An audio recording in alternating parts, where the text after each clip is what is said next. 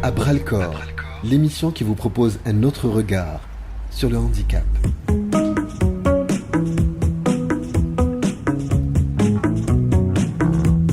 Bonjour à toutes et à tous, heureux de vous retrouver pour un nouveau numéro de À bras-le-corps.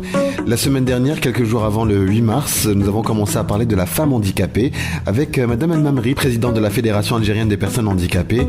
Et aujourd'hui, au lendemain du 8 mars, nous allons continuer à parler de la femme handicapée dans un premier temps. Et ensuite, nous allons parler d'une enquête menée par des enquêtrices en situation de handicap sur la situation des personnes handicapées au niveau de la wilaya d'Alger.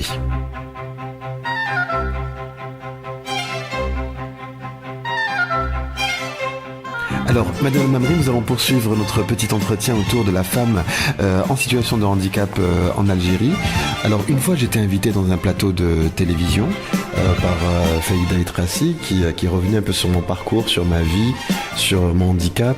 Et à la fin de l'émission, en off, elle me dit « C'est incroyable quand je t'entendais parler.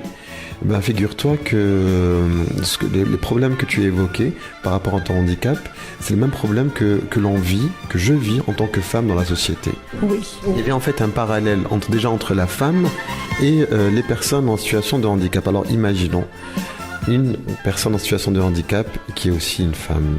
C'est le double handicap, surtout la représentation qu'on a de la femme dans notre pays. C'est pas général, mais disons que quand même une grande partie de la société voit en la femme quelqu'un qui doit avoir des enfants, qui doit être dévoué à... Même les jeunes de maintenant, ils veulent une femme dévouée, qui est en bonne santé, comme je disais, qui sache cuisiner. Et imaginez alors que, hop, il y ait cette personne qui est une femme, mais qui ne peut pas soulever un matelas ou ne peut pas.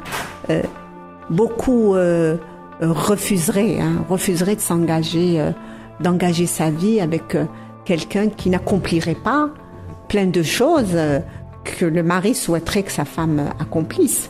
Et cette vision de la femme, non pas comme compagne, mais je trouve que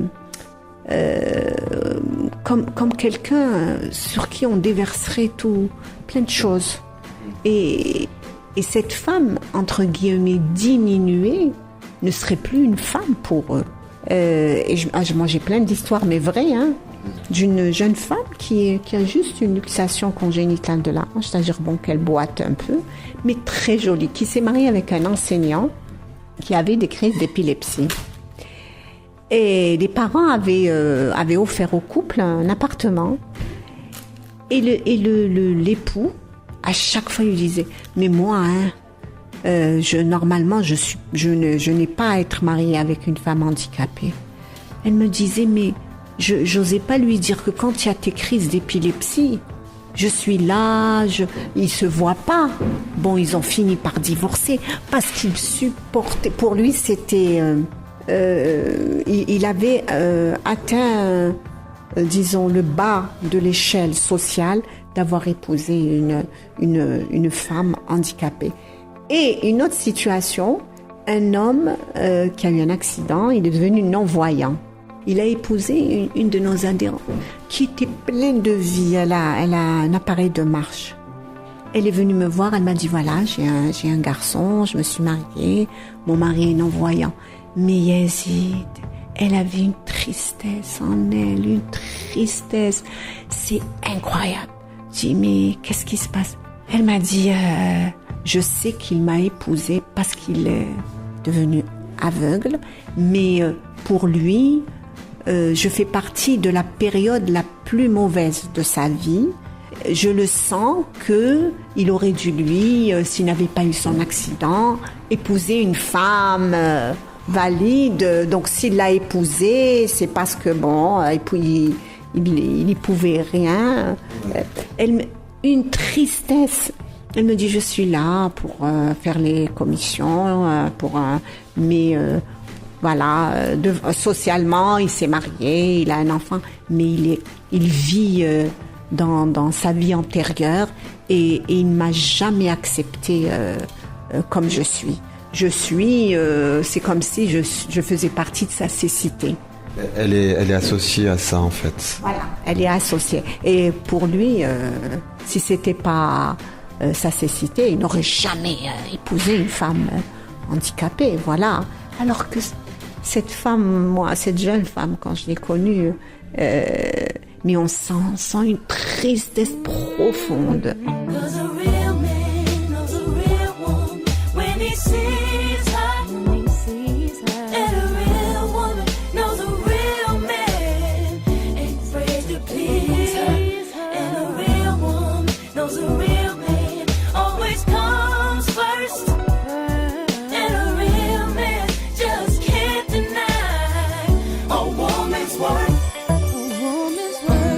Alors, je sens qu'il y a beaucoup de choses à dire.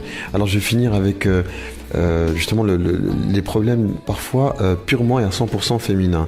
C'est-à-dire que lorsque une femme, qu'elle soit handicapée ou non, rencontre des problèmes, par exemple, elle est de harcèlement ou lorsqu'elles vont dans des associations qui défendent les droits des femmes, est-ce qu'il arrive qu'on les renvoie à des associations pour personnes handicapées ou est-ce qu'on traite aussi leurs problèmes purement féminins ou c'est du coup pas une femme mais seulement une personne handicapée? Très bien Yazid, comme toujours vos questions. Et SOS Femmes en détresse, que je nommerai, ça fait quand même 5 ou 6 ans, m'avait dit écoutez, nous on a une de nos pensionnaires qui est handicapée et qui a eu un enfant hors mariage. Elle vient d'une wilaya de l'intérieur. Écoutez, nous on l'a aidée, elle a eu son bébé, mais maintenant c'est à vous de prendre la relève. J'ai dit attendez. Est-ce qu'elle a un problème lié à son handicap? Elle m'a dit non, je ne sais pas, je vais vous l'envoyer. La jeune femme est venue. Elle marche, elle n'a pas besoin d'appareillage. Il n'y avait rien qui était lié à sa situation de handicap. Je rappelle, j'ai dit écoutez, elle a un problème de femme ayant eu un enfant hors mariage. Le handicap n'a rien à voir là-dedans. À cette époque, cette association se posait le problème de après. Comment préparer ces femmes ou ces mamans à se réinsérer. Et elle n'avait pas tellement le moyen de les réinsérer. Et cette femme-là, elle avait un handicap, c'est ça? Elle boite, c'est une luxation congénitale de la hanche. Mais bon, je vais mettre en guillemets, elle voulait me la refiler parce qu'elle ne savait plus quoi en faire. Voilà, je vais utiliser des mots parce que, elle est handicapée, on va essayer de voir avec la... Mais là, c'est qu'elle avait un problème de femme qui avait un enfant hors mariage, et comme toutes les femmes qui étaient hébergées dans cette association. Elle n'avait pas un problème de handicap. Vous voyez, donc il ne faut pas utiliser le handicap pour occulter que cette situation est une situation de femme, et non pas d'une situation de handicap.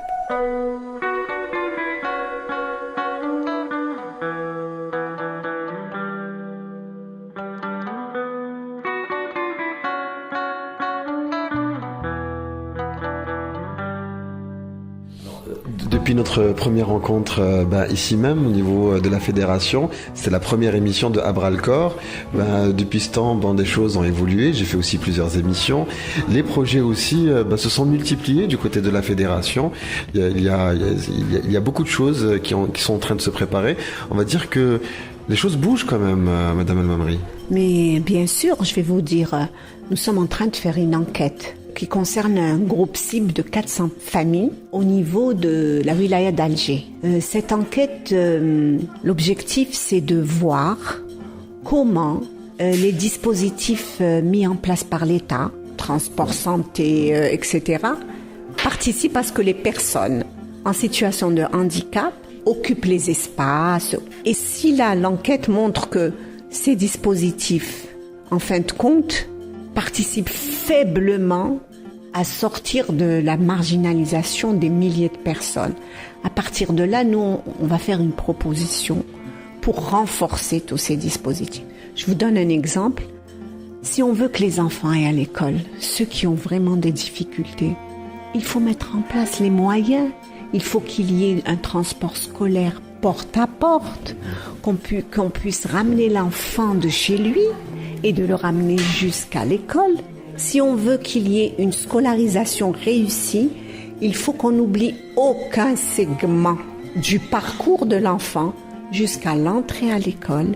Et après, le monde de l'école, il faut aussi qu'on fasse tout pour qu'il puisse participer au milieu de ses camarades et non pas dans une classe intégrée qui, en fin de compte, de la vie même de ses concepteurs, est devenu un ghetto dans l'école ordinaire. Et quand vous savez que la directrice de l'école où il y a cette fameuse classe intégrée pour enfants handicapés, quand elle déclare son effectif, elle ne déclare pas le nombre d'enfants qu'il y a dans la classe intégrée. Parce que c'est pour l'éducation nationale, c'est une excroissance. Et alors que l'enfant doit poursuivre sa scolarité avec les autres enfants dans la même classe, mais avec des adaptations. Bien sûr, certains ne pourront pas fréquenter la même classe. Cela, moi j'ai vu l'expérience libanaise, il y a ce qu'on appelle des moments d'immersion.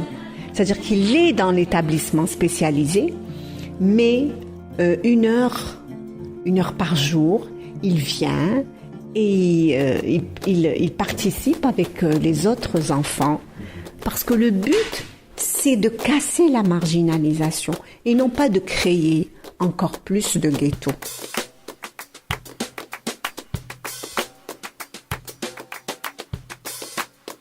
L'enquête, on va essayer de la suivre de près, voilà, pour voir un peu les résultats et pour voir aussi quelles sont les choses à apporter, à proposer pour justement casser toutes ces barrières qui séparent les personnes handicapées des autres personnes. Je pourrais même suivre en fait des enquêtrices ou des enquêteurs. Très bien. En plus, c'est des jeunes filles toutes qui ont un handicap. Mais bon, elles peuvent se déplacer. Et il y a un seul homme qui, hélas, moi, j'ai pas trouvé d'homme. Tous les hommes étaient dans plein de choses. Et bon, les femmes, on les a sélectionnées. Donc, c'est des jeunes femmes universitaires qui ne dépassent pas 24 ans, qui participent à l'enquête. Et donc, elles frappent à la porte. Et puis bon, à la fin de la journée, quand elles reviennent, ça se passe très bien. Elle nous raconte plein d'anecdotes.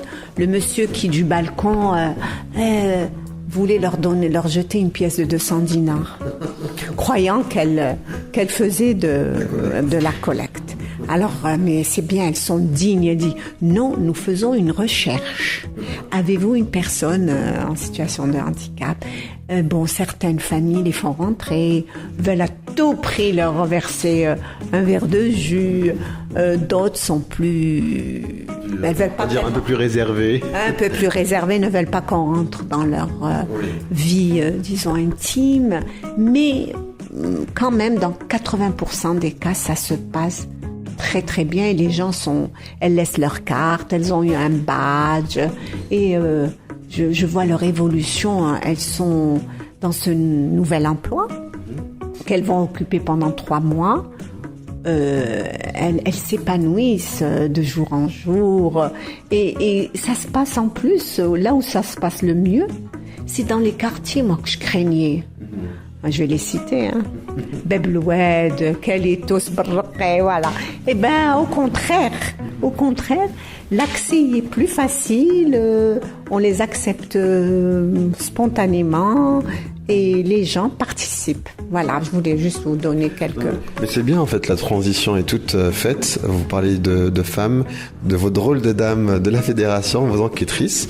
Nous allons parler justement de la femme et de la femme handicapée en particulier. Oui, vous savez, ces enquêtrices qui sont toutes des jeunes, donc qui ne dépassent pas 24 ans, avant de démarrer l'enquête, elles ont eu une formation de 4 jours et quand même avec des chercheuses, une chercheuse Marcel Rioux de l'université de York, Canada, et Paula Pinto de l'Université de Lisbonne. Que nous avons rencontré lors d'une précédente émission de Abralcor.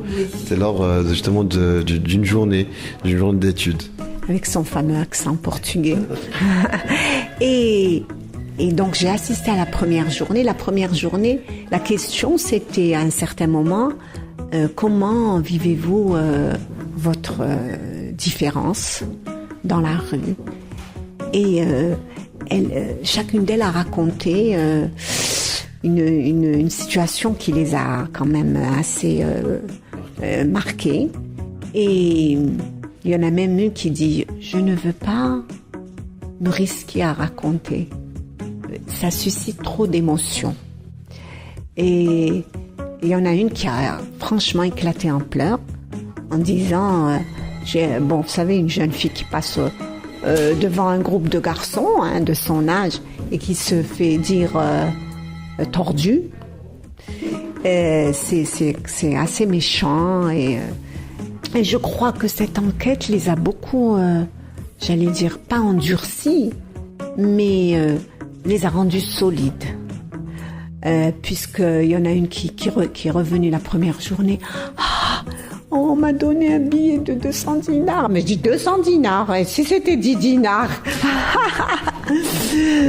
J'écoute, tu as grandi jusqu'à 24 ans, c'est pas maintenant que tu vas faire tes états d'âme. Alors, et puis elles étaient quand même surprises que nous, on n'est pas là à les écouter, à pleurer sur leur sort. Tu travailles, tu as été à l'université, tu as des diplômes, tu participes à une enquête. Tu sais qu'il y en a qui sont pas handicapés, qui sont à la maison et elles vivent comme des vieilles personnes, elles n'ont aucune perspective. Alors là, ça a été en quelque sorte une sorte de thérapie, en fait, ce travail. Oui. Et nous, ça nous a permis de nous ouvrir à tous ces jeunes qui viennent, qui ne connaissent pas la fédération. D'ailleurs, ça les a complètement surpris par rapport à toutes les actions qu'on mène. Et c'est des jeunes femmes, regardez, qui sont venues passer leur permis.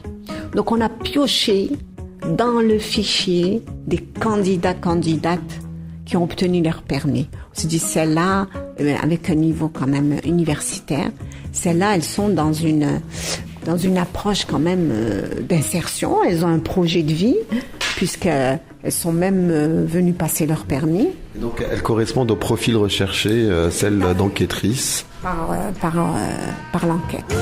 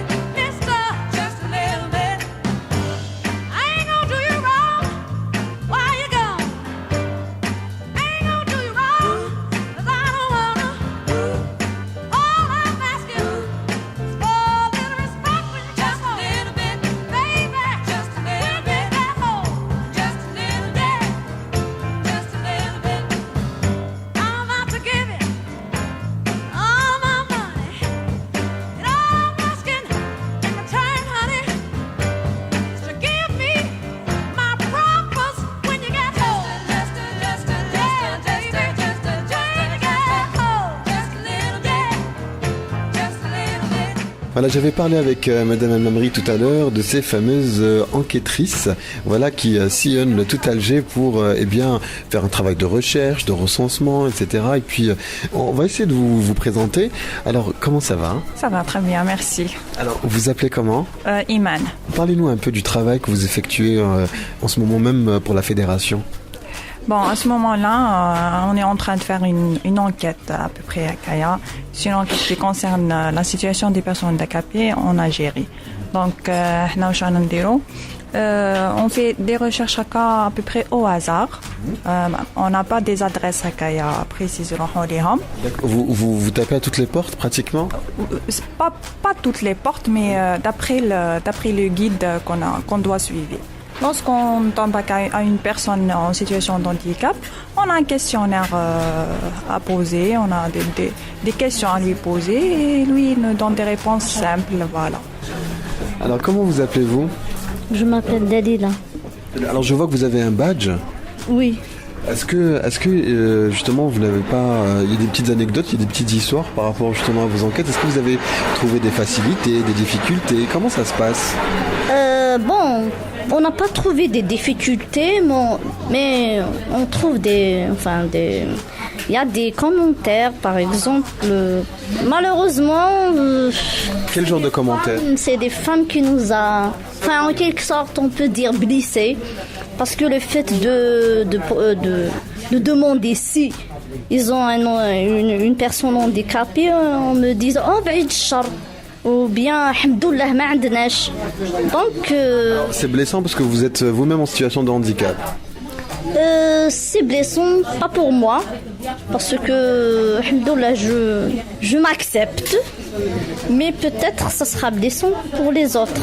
Comment vous réagissez généralement lorsque vous avez ce genre de commentaires? Des fois, je fais semblant de ne rien entendre, et des fois, ça m'est arrivé, j'ai dit, même s'il y a un foyer qui a une personne handicapée, alhamdoulilah, pourquoi pas? Voilà, c'est une tare avoir une personne handicapée. Oui, c'est-à-dire que c'est pas une fin en soi. Oui, c'est pas un désastre ou bien, je sais pas. Parce qu'il y en a des gens qui comprennent ça. Ça veut dire si on a un handicapé, c'est que c'est la malédiction. Non. En tout cas, vous dégagez beaucoup de force et d'assurance. Et bien sûr, je dois faire ça. Parce que même mon métier m'oblige à être comme ça.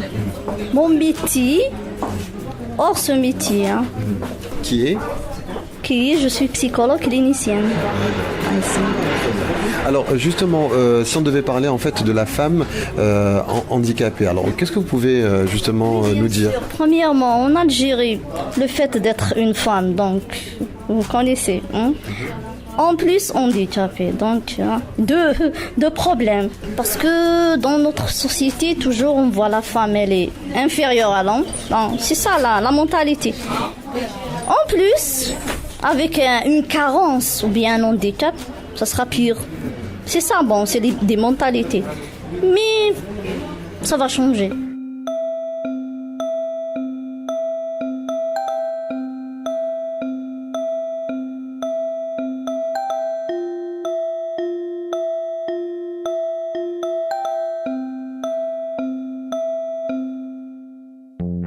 Alors c'est Maître Saliha Ben Farhat.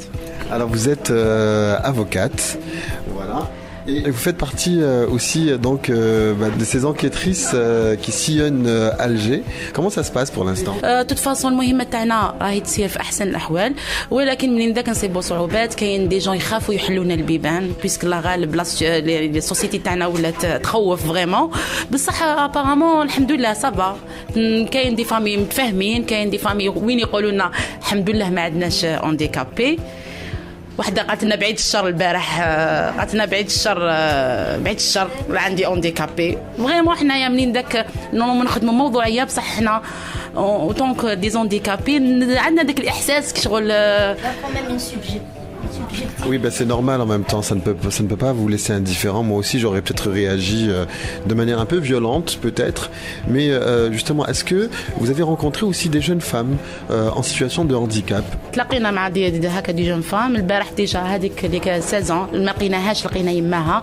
يعني عجبتنا هذيك الروح اللي تخاف على بنتها، شغل مهتمه بالهانديكاب تاع بنتها، ماذا بها يعني تصيب بالدعم، تصيب الحل المشاكل في المدرسيه، بيس كانت تقرا في ايكول نورمال، من بعد قالت لك ما صابتش روحها تعاود اشاك فوا لاني داروها في ايكول سبيسيال. قالت لك ابارامون قالت لك ما تاكسبتيش الهانديكاب تاعها الطفله هذه، وميم لاج جوغ 16 شغل لادوليسونس. قالت لك عندي مشاكل معاها، ديجا تحب تكون طفل كو تولي طفله. J'ai pas compris. شغل Elle se déguise en garçon, c'est ça. Elle se déguise en garçon. Ça, c'est comme c'est un refus, c'est un rejet, par exemple. Elle n'arrive pas à s'accepter autant que fille et être handicapée. Donc, elle a choisi de se déguiser en garçon. C'est comme si je refuse d'être comme ça Mais je réagis d'une manière inconsciente en se déguisant par exemple en garçon. Donc c'est un refus de sa féminité aussi en quelque sorte, ou sa condition de femme, ou c'est une volonté de changer de peau ou d'être quelqu'un d'autre? Le fait d'être, premièrement, elle est adolescente, deuxièmement, c'est une fille et handicapée. Donc elle refuse d'être une fille avec un handicap. Peut-être si elle n'est pas handicapée, peut-être elle aura accepté sa féminité. Dans ce sens. Est-ce que c'est peut-être aussi une façon de se protéger, de se déguiser par rapport à d'autres garçons peut-être est-ce que c'est aussi... Justement, sa mère nous a dit qu'elle a une phobie justement. Elle a peur des garçons, qu'elle soit agressée par un garçon et tout. En tout cas, c'est cette enquête, cette rencontre qui a permis aussi de révéler tout cela. Donc l'enquête, elle se poursuivra pendant 3 mois et vous allez sillonner le tout Alger. Donc, chers amis, si vous êtes à l'écoute et si vous avez des enquêtrices qui viennent taper à votre porte pour vous poser quelques questions, ne soyez pas maladroits déjà pour commencer. Et puis, c'est grâce aux éléments d'information que vous aurez que peut-être que les choses changeront, parce que cette enquête est très très importante aussi.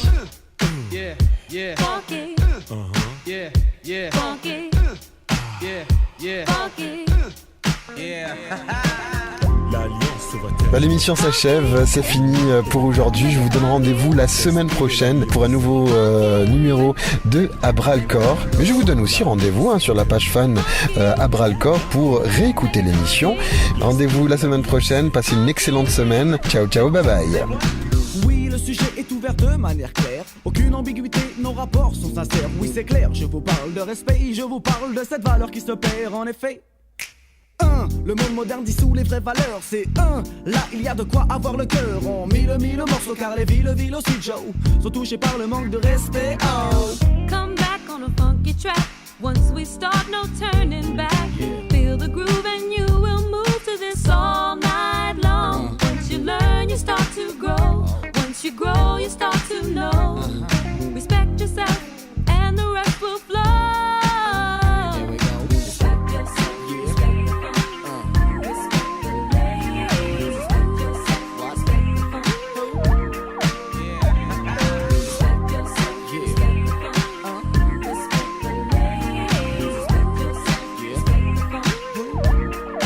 Je veux du respect pour le bang bang, boogie boogie hoogie hoogie haha. Respecte l'ancienne école et sa descendance.